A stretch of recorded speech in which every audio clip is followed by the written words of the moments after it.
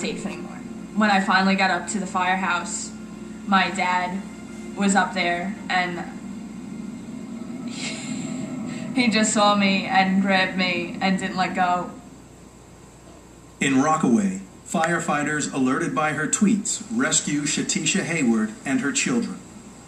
Her desperate husband finally manages to get through to her. I said, we're safe, we're fine, we're on a boat. And he was like, a boat? What do you mean you're on a boat? And we joke a lot. So he basically was like, Shatisha, I'm really not playing with you at this time. So I kept saying to myself, I'm like, babe, I'm really not joking. Like, I'm so serious. We're on a boat. In Ocean City, Guy Ferraro has been trapped in his flooded car for nearly 5 hours. You knew the tide was going out. And by then, my legs were completely numb. I couldn't feel them at all. I was only in pajamas at that point. I waited until I saw the police lights. And I knew that I couldn't stand the cold too much longer. And I knew I could get across that road. I was certain I could get across that road by that time, because it was just bedlam there. People screaming for hours and hours and hours for help, you know. The emergency services are now receiving 20,000 911 calls every hour. In Staten Island, Michael Clark has heard nothing from his parents for hours. The water has made reaching them by foot or by car impossible. Call my friend Brian. I said, Brian, you got a boat, get something, do something, get down here. It was dark, we couldn't see anything. We had one little flashlight, and I kept saying to Bob, Bob, is the water coming up more? Because I was afraid that it was going to come up so high and there was no way out of the attic. But he kept saying, no, Linda, it's not coming up, it's not. I go, Bob, I think it's going to come up and we're going to drown. Banging on my mother's door and hearing their voice, it was like hitting a lottery. My mother looked at me and said, what the hell are you doing here? So I just started crying hysterical and just... I said, you're nuts, Michael. What are you doing here? He said, come to you were mom. You didn't call. I said, okay, I can't. I'm not going to call. The phone's broke. I drowned in it. That was that. I mean, well, it's because you do. So anybody would do it for the parents, right? Just before dawn, nearly 300 firefighters are finally able to converge on Breezy Point. But in the cruelest of ironies, they discover that low pressure in the fire hydrants has left them desperately short of the one thing they need most: water. They stand by and watch as more than 100 houses burn to the ground.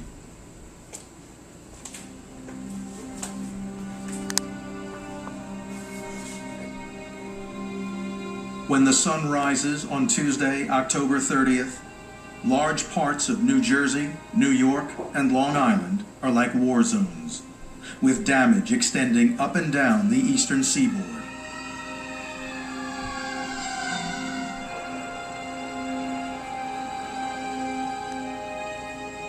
The death toll will reach 200 people, which includes more than 70 who lost their lives in the Caribbean. When daylight came, the severe and widespread damage from Hurricane Sandy was painfully clear. Nothing's going on, no traffic lights, no street lights, just there's cops everywhere. There's just debris and wetness everywhere.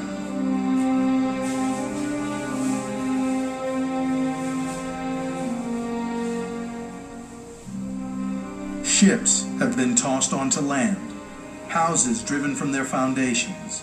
You can see the foundation right here. Right here. You can see everything underneath here. All the water, the pipes broke up there. More than 8 million people are without power. The Jersey Shore, where for decades millions have enjoyed spending the summer, has been virtually wiped out. 8 counties have already been declared disaster areas. 5,500 residents seek refuge in emergency shelters. On Staten Island, Neil Filipowicz finally makes his way to Fox Beach Avenue. He's been trying unsuccessfully to reach his big brother Flip and nephew John. They had chosen not to evacuate, in order to protect their home. هذا عن دارنا. When he yelled at him for not calling anybody, let us know that he was okay. You know, I'm like, you know, here we are, everyone's trying to get in touch with him, his phones aren't working, no one's answering, he's going right to voicemail. Across New York and New Jersey, landlines and mobile phone towers are down. So when he finally arrives, he's unprepared for the chilling scene before him. The wall on one side was pushed in, all the cinder blocks were missing of the foundation, and I saw the water, and I said, wow, that this house got really destroyed, you know. I made my way down the basement, and it was completely pitch black down there. Then I was calling him, but I didn't have a flashlight, and like I said, it was completely dark. But there was no sign of his brother or nephew.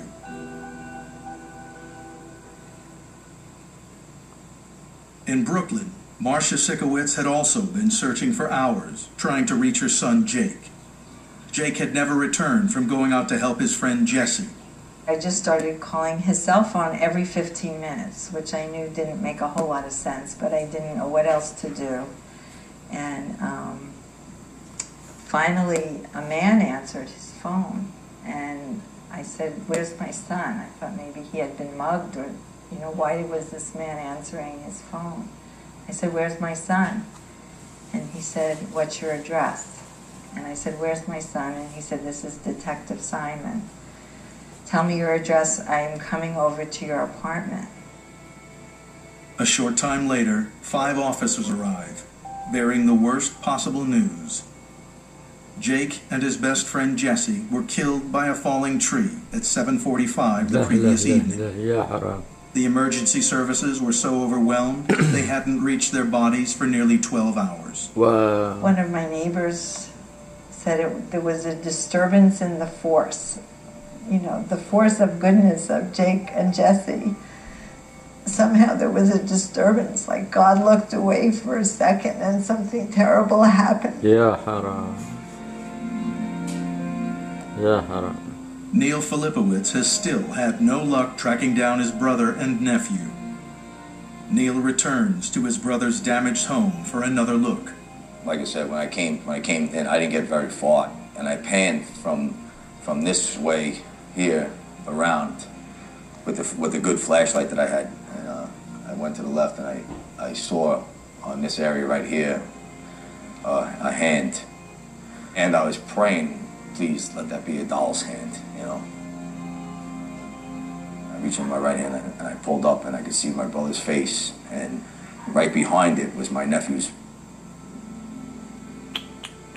And they came up together out of the water, and I seen my brother had his other hand, his right hand, around his back, and my nephew was holding him around the waist with his head buried like in his chest.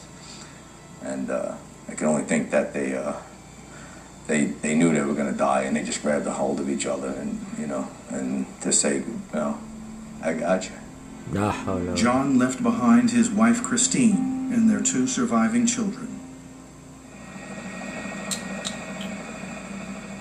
At Breezy Point, residents estimate more than 100 homes have been consumed by fire.